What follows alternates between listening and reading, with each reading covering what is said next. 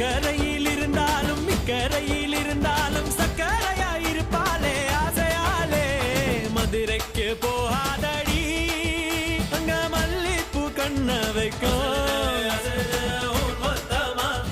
அது என்ன